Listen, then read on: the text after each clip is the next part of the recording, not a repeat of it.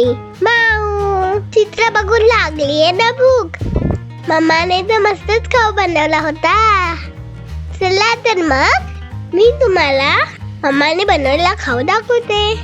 मम्माने तेलात मोहरी, हिंग आणि माझ्या सगळ्यात आवडत्या बटाट्याच्या काचऱ्या टाकल्या. बटाटा चांगला शिजवून घेतला.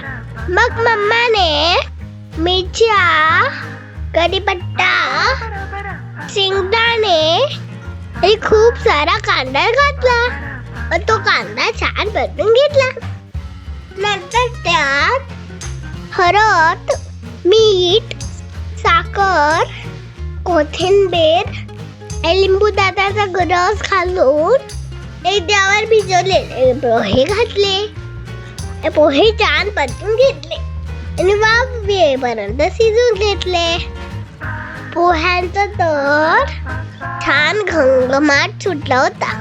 आज संडे होता ना, सगळ्यांना सुट्टी होती.